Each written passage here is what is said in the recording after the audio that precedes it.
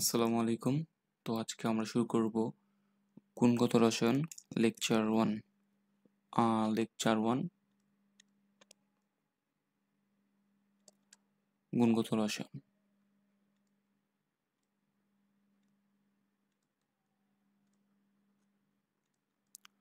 তো আমাদের প্রথমে জানা লাগবে পরমাণু কি? পরমাণু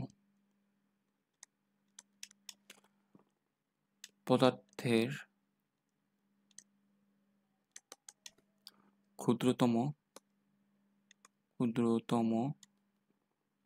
মৌলিক কণিকা হচ্ছে পরমাণু। মৌলিক কণিকা। তবে এসব মৌলিক কণিকার পাশাপাশি পরমাণুকে ভাঙলে আরও ক্ষুদ্র ক্ষুদ্র মৌলিক কণিকা পাওয়া যায়। এসব কণিকাকে আবার দুই ভাগে ভাগ করা হয়।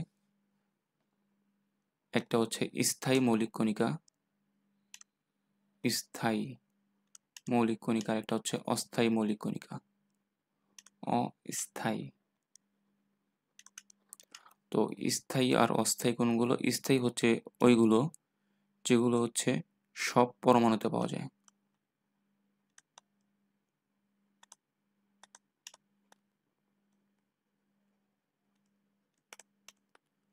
যায়।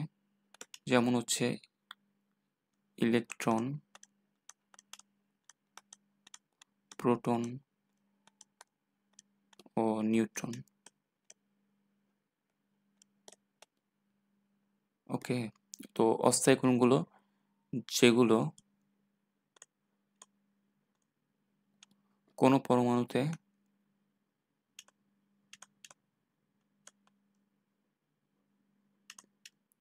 স্বল্প সময়ের জন্য স্থায়ী হয়।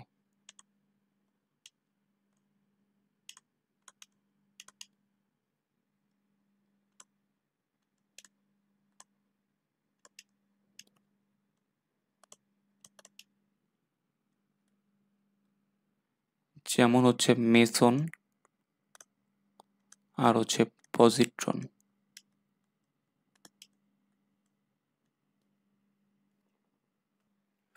তো আমরা এখন স্টাডি করব পরমাণুর মৌলিক যে তিনটা কণিকা ছিল, স্থায়ী মূল কণিকা, ওগুলো নিয়ে। তো আমাদের প্রথমে ছিল ইলেকট্রন, সেকেন্ডে ছিল প্রোটন, দেন কি ছিল? দেন আমাদের ছিল নিউট্রন। তো আমরা প্রথমে সবগুলো মৌলিক কণিকার চার্জগুলো জেনে নিই। চার্জ। তো ইলেকট্রনের চার্জ হচ্ছে -1.6 × 10⁻⁻19 কুলম্ব। প্রোটনের চার্জ হচ্ছে +1.6 × 10⁻⁻19 কুলম্ব। আর নিউট্রনের চার্জ 0।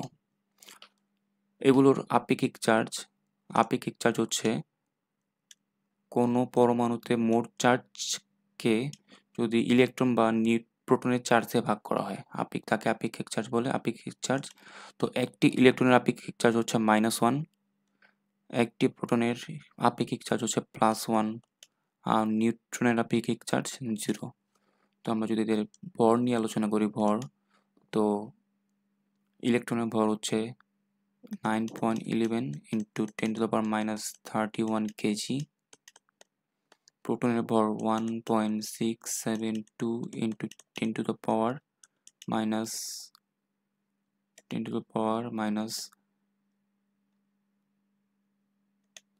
10⁻27 কেজি। আর নিউট্রনের ভর হচ্ছে 1.675 × 10⁻27 কেজি। তো আমাদের এদের আবিষ্কার সম্পর্কে একটু জানা লাগবে। তো এদের আবিষ্কারক হচ্ছে, ইলেকট্রনের আবিষ্কারক হচ্ছে জে থমসন। প্রোটনের আবিষ্কারক হচ্ছে রাদারফোর্ড। আর নিউট্রনের আবিষ্কারক হচ্ছে চ্যাডউইক।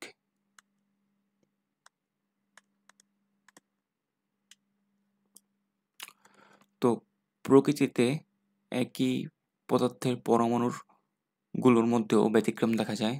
তো এইসব ব্যতিক্রমের উপর ভিত্তি করে এদেরকে আবার বিভিন্ন ভাগে ভাগ করা হয়। তো আমরা এদের ভাগগুলো সম্পর্কেও জেনে নিই। তো প্রথম ভাগ হচ্ছে আইসোটোপ। প্রথম ভাগ হচ্ছে আইসোটোপ, সেকেন্ড হচ্ছে আইসোবার, 3 নম্বর হচ্ছে আইসোট্রন, 4 নম্বর হচ্ছে আইসোইলেকট্রনিক।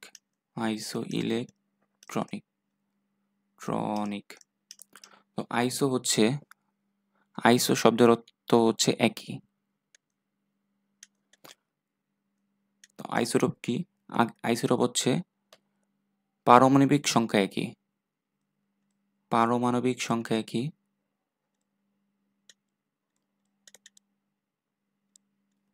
একই কিন্তু ভর ভিন্ন। তো আমরা কার্বনের যদি দুটি পরমাণু নেই, দুইটি কার্বনের পরমাণু, তো দুইটারই পারমাণবিক সংখ্যা হচ্ছে 6, কিন্তু একটার ভর সংখ্যা হচ্ছে 12 আর একটির ভর সংখ্যা হচ্ছে 13। তো এই দুইটা হবে একেবারে আইসোটোপ। তো আমরা যদি আমাদের দ্বিতীয় ভাগে যাই, দ্বিতীয় ভাগ হচ্ছে আইসোবারে আমাদের কি একই থাকে? আইসোবারে আমাদের ভর সংখ্যা একই থাকে কিন্তু পারমাণবিক সংখ্যা ভিন্ন থাকে।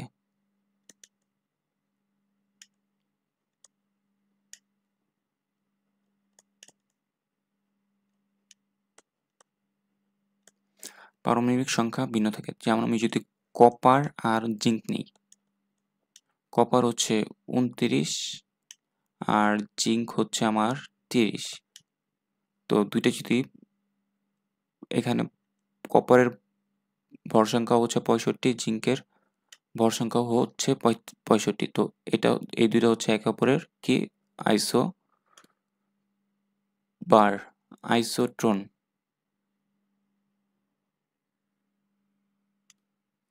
আইসোট্রন হচ্ছে নিউট্রন সংখ্যা একই কিন্তু ভর ভিন্ন। ভর ও পারমাণবিক সংখ্যা ভিন্ন।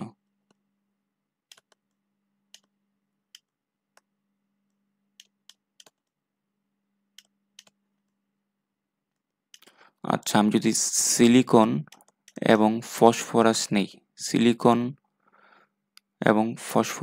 সিলিকন হচ্ছে 14, ফসফরাস হচ্ছে 15।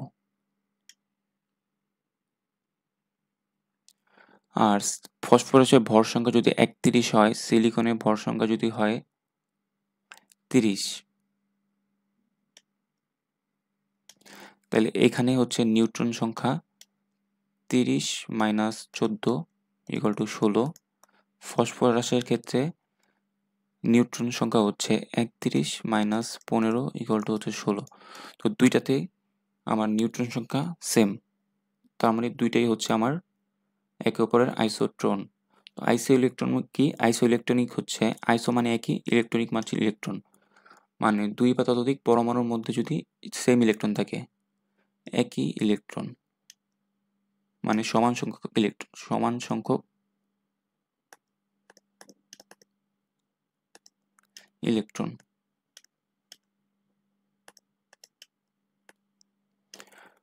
তার মানে আমি যদি অক্সিজেন নেই, অক্সিজেন 8, আর আমি যদি নাইট্রোজেন মাইনাস নেই 7, তো নাইট্রোজেনের সর্বশেষ কক্ষপথে ইলেকট্রন আছে 7টা, আর মাইনাস মানে হচ্ছে একটা ইলেকট্রন গ্রহণ করছে, এখানে নাইট্রোজেনের টোটাল ইলেকট্রন হচ্ছে 8টা, আর অক্সিজেনের সর্বশেষ কক্ষপথে ইলেকট্রন হচ্ছে 8টা। তো এখানে অক্সিজেন আর নাইট্রোজেন অ্যানায়ন একে অপরের আইসোইলেকট্রনিক। তো আমাদের এখন জানা লাগবে, আমরা এখন রাদারফোর্ড পরমাণু মডেল নিয়ে আলোচনা করব। তো বিজ্ঞানী রাদারফোর্ড 1911 সালে তার এই পরীক্ষাটা করেন। তো রাদারফোর্ড অ্যাটমিক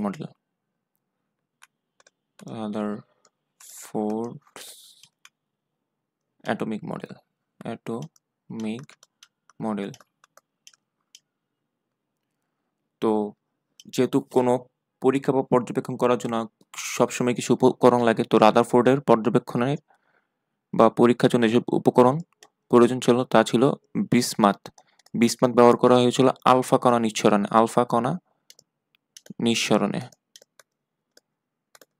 আলফা কণা কি? আলফা কণা হচ্ছে হিলিয়াম নিউক্লিয়াস, মানে হিলিয়ামের শেষ কক্ষপথে যে দুইটা ইলেকট্রন আছে সেই দুইটা ইলেকট্রন যদি প্রকৃতিতে মুক্ত হয়ে যায় সেটা হচ্ছে হিলিয়াম নিউক্লিয়াস। 2 নম্বর উপকরণ হচ্ছে পাতলা সোনার পাত। পাতলা সোনার পাত, যার পুরুত্ব ছিল 4 × 10⁻⁻6 মিটার। আর শেষে আমাদের লাগবে হচ্ছে জিঙ্ক সালফেট এর পর্দা। তো জিঙ্ক সালফেটের পর্দা কেন ব্যবহার করা হয়েছিল? জিঙ্ক সালফেটের পর্দায় আলফা কণা আঘাত করলে উজ্জ্বল আলোক রশ্মি পাওয়া যায়। উজ্জ্বল আলোক রশ্মি দেখা যায়।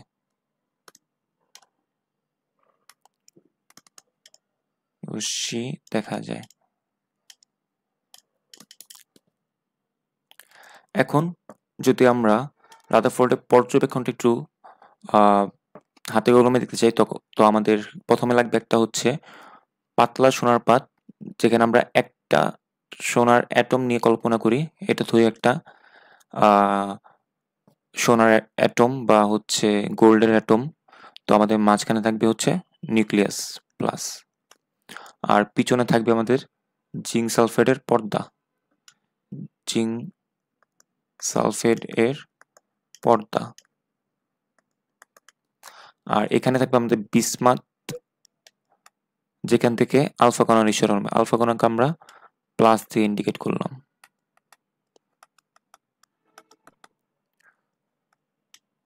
তো এখান থেকে অনেকগুলো আলফা কণা এই সোনার পাত ভেদ করে জিঙ্ক সালফেটের পর্দাঘাত করে, ফলে উজ্জ্বল আলোক রশ্মি জিঙ্ক সালফেটের পর্দায় দৃশ্যমান হয়। এর থেকে প্রমাণিত হয় যে প্রথম পর্যবেক্ষণে দেখা গেল ম্যাক্সিমাম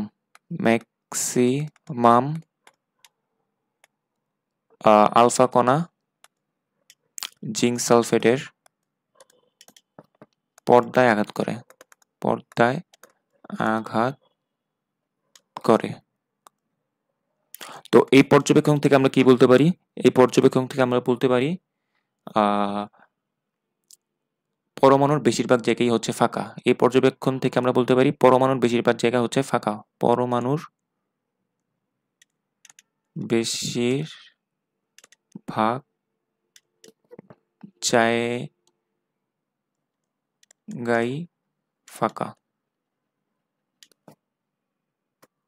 আমরা এখন 2 নম্বর পর্যবেক্ষণ লক্ষ্য করি। 2 নম্বর পর্যবেক্ষণে এখান থেকে দেখা যাচ্ছে কিছু আলফা কণা 180 ডিগ্রি অ্যাঙ্গেলে ফিরে আসছে, আবার কিছু আলফা কণা এদিক থেকে কিছু ডিগ্রি অ্যাঙ্গেলে আমাদের বেঁকে যাচ্ছে। এর কারণ হচ্ছে এই পর্যবেক্ষণ থেকে দেখা যায় 20,000-20,000-এর মধ্যে একটি আলফা কণা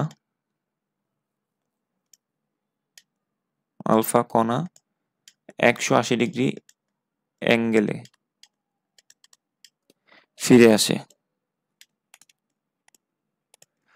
আর কিছু আলফা কণা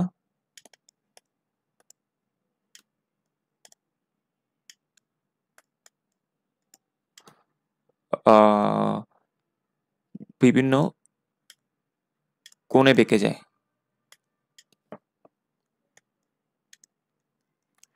এর থেকে আমরা কি সিদ্ধান্ত আসতে পারি? এর থেকে আমরা সিদ্ধান্ত আসতে পারি যে আমরা যেহেতু হিলিয়াম নিউক্লিয়াস নিক্ষেপ করেছিলাম, তার মানে পরমাণুর মধ্যে প্লাস চিহ্নযুক্ত বা প্লাস চার্জযুক্ত এমন কিছু রয়েছে যা হচ্ছে আমাদের এই নিক্ষিপ্ত আলফা কণাকে বিকর্ষণ করছে। তার মানে হচ্ছে পরমাণুর কেন্দ্রে প্লাস বা ধনাত্মক চিহ্নযুক্ত প্রোটন বিদ্যমান। এই পর্যবেক্ষণ থেকে আমরা এটাই বুঝতে পারি। তো রাদারফোর্ডের পরমাণু মডেলের অনুসিদ্ধান্তগুলো ছিল 1 নাম্বার, পরমাণুর মাঝে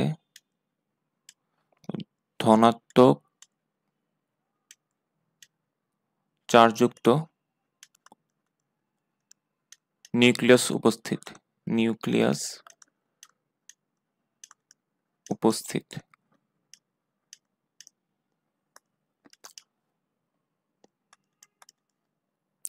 নিউক্লিয়াসের আকার পরমাণুর আকার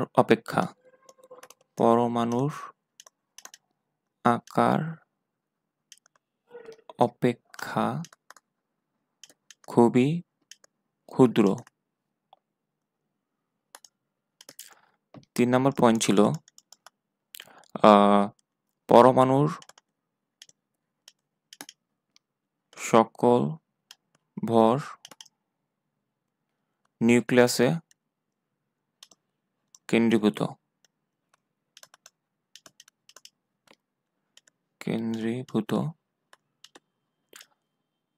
4 নম্বর পয়েন্ট হচ্ছে ইলেকট্রনগুলো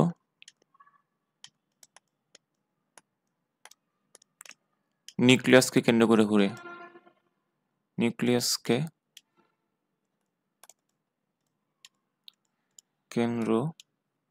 করে ঘুরে।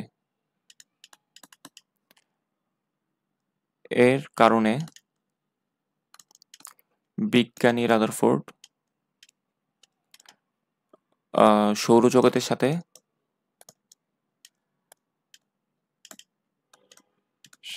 এর তুলনা করেন।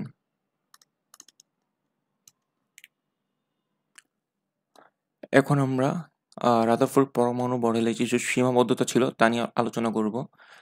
রাদারফোর্ড পরমাণু মডেলের বেশ কিছু সীমাবদ্ধতা ছিল। পরে বিজ্ঞানী বোর সেই সীমাবদ্ধতাগুলো তিনি সমাধান করার চেষ্টা করেন। সীমাবদ্ধতা। তো 1 নাম্বার সীমাবদ্ধতা ছিল রাদারফোর্ড বলেছিল যে ইলেকট্রনগুলো নিউক্লিয়াসকে কেন্দ্র করে ঘুরে, কিন্তু কিভাবে ঘুরে সেটা বলা হয়নি।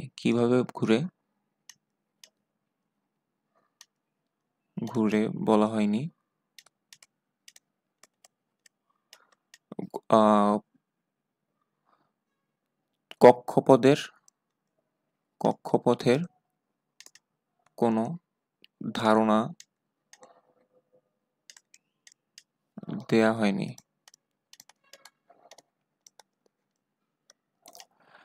2 নম্বর যে সীমাবদ্ধতা ছিল সেটা হচ্ছে রাদারফোর্ড সৌরজগতের সাথে অ্যাটমের বা পরমাণু মডেলের তুলনা করেছিলেন, কিন্তু গ্রহ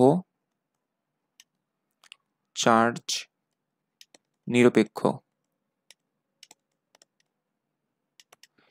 ইলেকট্রন ও প্রোটন এর চার্জ আছে, ফলে চার্জহীন গ্রহের সাথে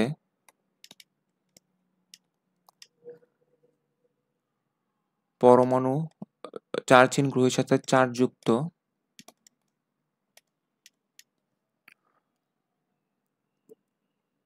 মডেলের তুলনা করা ঠিক হয়নি।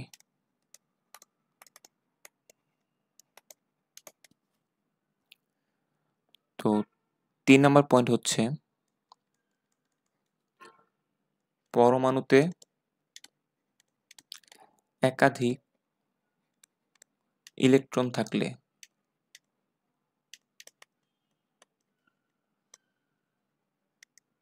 সেগুলো কিভাবে ঘুরবে বা প্রদক্ষিণ করবে তার ধারণা দেয়া হয়নি। 4 নম্বর পয়েন্টটা সবচেয়ে ইম্পর্টেন্ট, সে হচ্ছে ম্যাক্সওয়েল থিওরি অনুযায়ী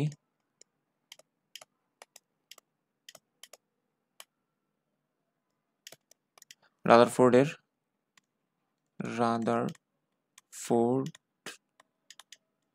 অ্যাটমিক মডেল গ্রহণযোগ্য নয়। এর কারণ কি? এর কারণ হচ্ছে ম্যাক্সওয়েল বলেন কোনো চার্জযুক্ত কণা যদি ঘুরতে থাকে তখন ক্রমান্বয়ে তার শক্তি বিকিরণ হতে থাকে বা নিঃসরিত হয়। এর ফলে ইলেকট্রন যদি নিউক্লিয়াসকে কেন্দ্র করে ঘুরে, তার মানে ইলেকট্রন তো চার্জযুক্ত কণা। এখন ইলেকট্রন তো শক্তি বিকিরণ করতে করতে একসময় নিউক্লিয়াসে পতিত হবে, ফলে হচ্ছে অ্যাটমিক মডেলটাই নিঃস্ব হয়ে যাবে। এই কারণে এই তথ্য অনুযায়ী রাদারফোর্ডের পরমাণু মডেল গ্রহণযোগ্য নয়। রাদারফোর্ড এই বিষয়ে কোনো যুক্তি দিতে পারেননি। রাদারফোর্ড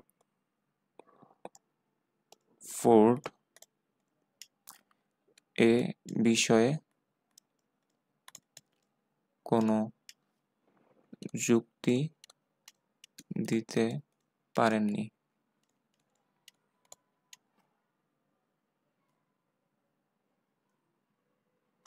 তো রাদারফোর্ডের পর বিজ্ঞানী বোহর 1913 সালে তার অ্যাটমিক মডেল বা বোহর অ্যাটমিক মডেল প্রস্তাবনা করেন।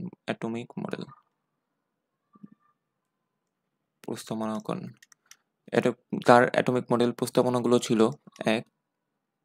শক্তি স্তর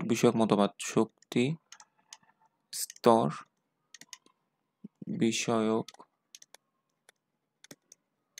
মতবাদ। 2 নম্বরে ছিল কৌণিক ভরবেগ বিষয়ক মতবাদ।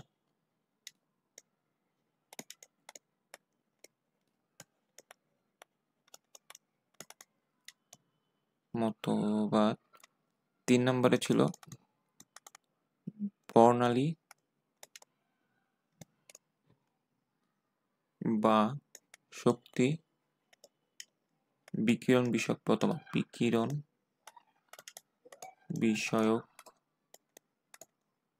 মতবাদ। 1 নম্বর ছিল হচ্ছে শক্তি স্তর বিষয়ক মতবাদ। তো বোর ব্যাখ্যা করেন ম্যাক্সওয়েলের মতে কোনো চার্জযুক্ত কণা যদি ক্রমান্বয়ে ঘূর্ণনরত অবস্থায় থাকে তবে তার শক্তি বিকিরণ করে একসময় নিউক্লিয়াসে পতিত হবে। কিন্তু বোহর তার মতবাদে ব্যাখ্যা করেন যে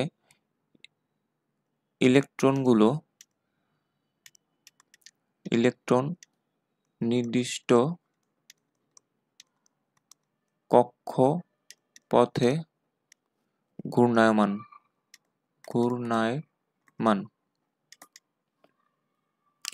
আর এই কক্ষপথগুলোকে বলে শক্তি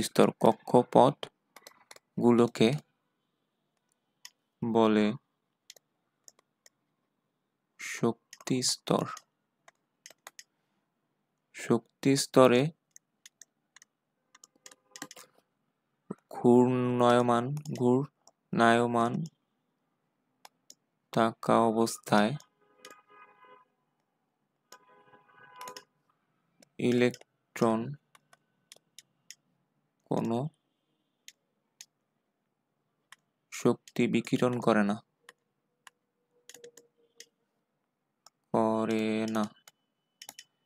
তিনি ম্যাক্সওয়েলের মতামতকে এখানেই বিরোধিতা করেন এবং তার মতামত প্রতিষ্ঠা করেন। ম্যাক্সওয়েল বলে যে ঘূর্ণায়মান কোনো চার্জ ক্রমান্বয়ে শক্তি বিকিরণ করে, কিন্তু বোহর তার মডেলের মধ্যে প্রস্তাবনা করেন যে এই শক্তি স্তরে ঘূর্ণায়মান থাকা অবস্থায় ইলেকট্রন কোনো চার্জ বিকিরণ করে না। তিনি শক্তি স্তরগুলোকে কে, এল, এম, এন নামকরণ করেন।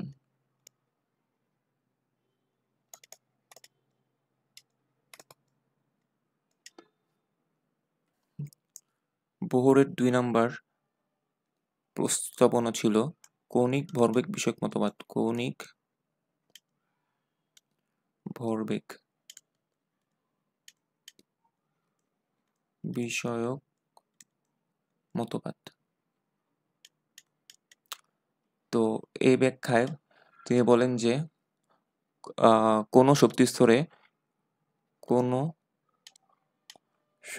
স্তরে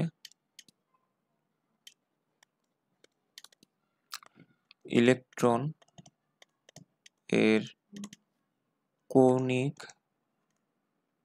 ভরবেগ mvr ইকুয়াল টু হচ্ছে h/2π এর পূর্ণ সংখ্যার সরল গুণিতক। তার মানে ইলেকট্রন যদি প্রথম শক্তি স্তর 1 নম্বর শক্তি স্তর মানে কে নাম্বার শক্তি স্তরে থাকে তখন তার কৌণিক ভরবেগ হবে mvr 1 into h/2π। 2 নাম্বার মানে এল নাম্বার শক্তি স্তরে থাকলে mvr হবে 2h/2π। 3 নাম্বার এম এ থাকলে mvr হবে 3h/2π। 4 নম্বরে থাকলে mvr হবে 4h/2π। তার মানে এই পূর্ণ সংখ্যার সরল গুণিতক কোনো শক্তি স্তরে তার ইলেকট্রনের কৌণিক ভরবেগ h/2π এর পূর্ণ সংখ্যার সরল গুণিতক। তা আমরা mvr ইকুয়ালস টু লিখতে পারি nh/2π, যেখানে n হচ্ছে শক্তি স্তরের কত নম্বর শক্তি স্তরে ইলেকট্রনটি ঘুরছে তার সংখ্যা। বোহর অ্যাটমিক মডেলের 3 নম্বর প্রস্তাবনা হচ্ছে শক্তির বিকিরণ বিষয়ক মতবাদ। শক্তির বিকিরণ বিষয়ক মতবাদ।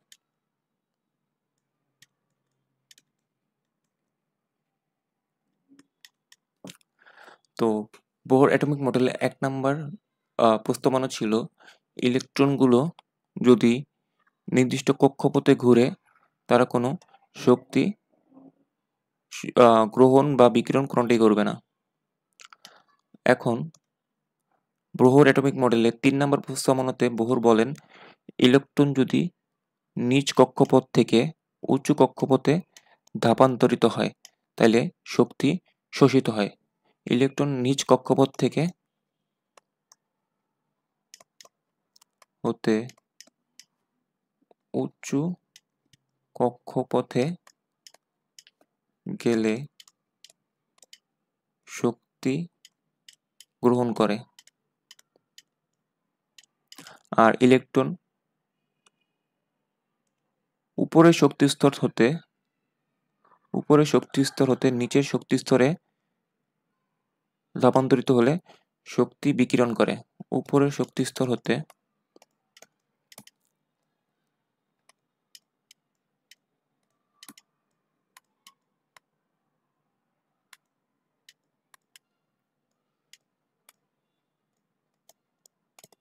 হলে শক্তি বিকিরণ করে।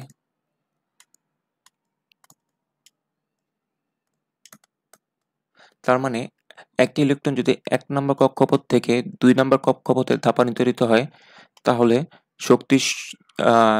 ইলেকট্রনটা শক্তি সঞ্চয় করবে, আর ইলেকট্রনটা যদি আবার 2 নম্বর কক্ষপথ থেকে 1 নম্বর কক্ষপথে ফিরে যায় সে একই অ্যামাউন্টের শক্তি বিকিরণ করবে, মানে আলোক রশ্মি আকারে বের করে দিবে আলোক রশ্মি। তখন আমরা স্পেকট্রাম দেখতে পাই। স্পেকট্রাম বা বিভিন্ন বর্ণালী রেখা বিদ্যমান হয়। বিভিন্ন বর্ণালী রেখা বিদ্যমান হয়। তো বোহর অ্যাটমিক মডেলেও কিছু সীমাবদ্ধ ছিল।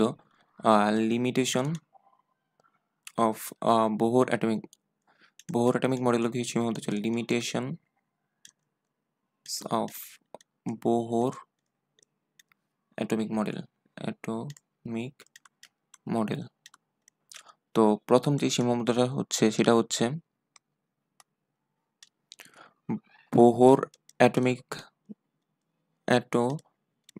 মডেল কেবল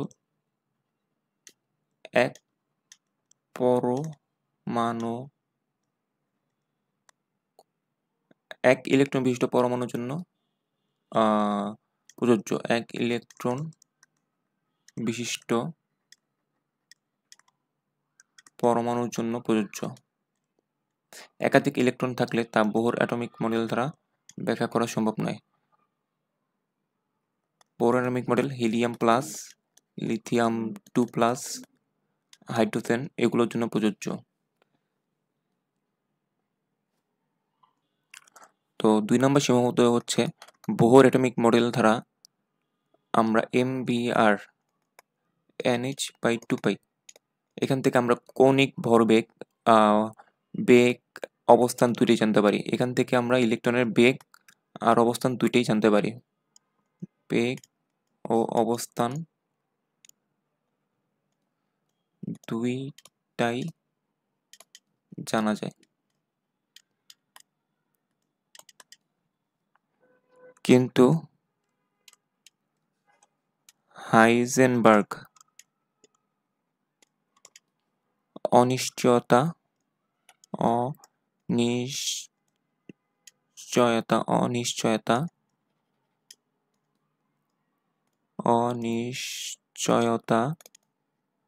নীতি অনুযায়ী ইলেকট্রনের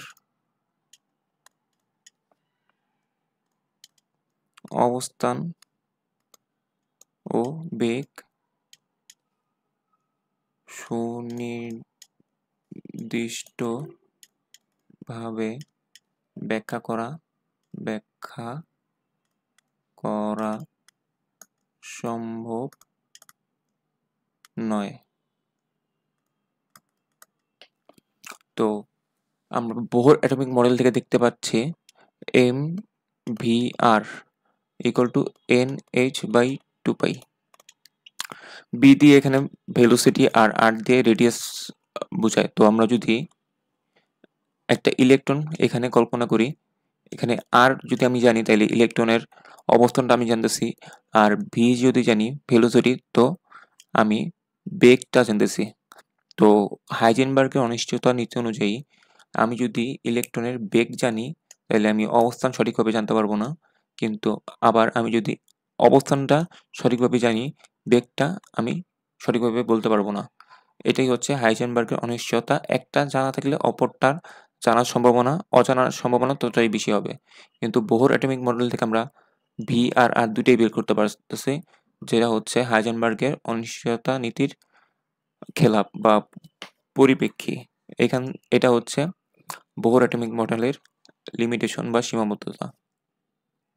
বোহর অ্যাটমিক মডেলের 3 নাম্বার সীমাবদ্ধতা হচ্ছে ইলেকট্রন স্থানান্তরের ক্ষেত্রে একটি মাত্র রেখা বর্ণালী পাওয়ার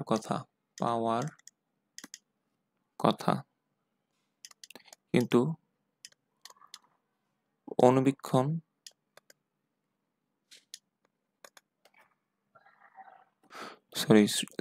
সূক্ষ্ম অণুবীক্ষণ না, সূক্ষ্ম বর্ণালী বীক্ষণ।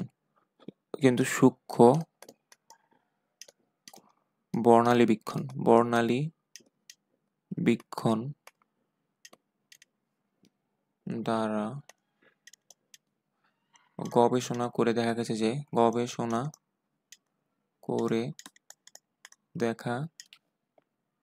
গেছে এসব বর্ণালী আরো সূক্ষ্ম অনেকগুলো বর্ণালী রেখায় বিভক্ত। বর্ণালী রেখায় বিভক্ত। Bohr atomic model, Bohr atomic model যা ব্যাখ্যা করতে পারে না, যা ব্যাখ্যা করতে পারে না। তো একটা ইলেকট্রন যখন উচ্চ শক্তি স্তর থেকে নিচু শক্তি স্তরে ধাপান্তরিত হয় তখন এনার্জি বিকিরণ করে বর্ণালী আকারে, কিন্তু বোহর অ্যাটমিক মডেল অনুযায়ী একটা মাত্র স্পেকট্রাম বা বর্ণালী পাওয়ার কথা, কিন্তু সূক্ষ্ম অণুবীক্ষণ যন্ত্র দিয়ে পরীক্ষা করে দেখা গেছে এগুলো বর্ণালীগুলো আরো অনেকগুলো সূক্ষ্ম রেখায় বিভক্ত। বর্ণালীগুলো কেন এত সূক্ষ্ম রেখায় বিভক্ত তা হচ্ছে বোহর অ্যাটমিক মডেল ব্যাখ্যা করতে পারে না, যা হচ্ছে এই অ্যাটমিক মডেলের একটা লিমিটেশন বা সীমাবদ্ধতা।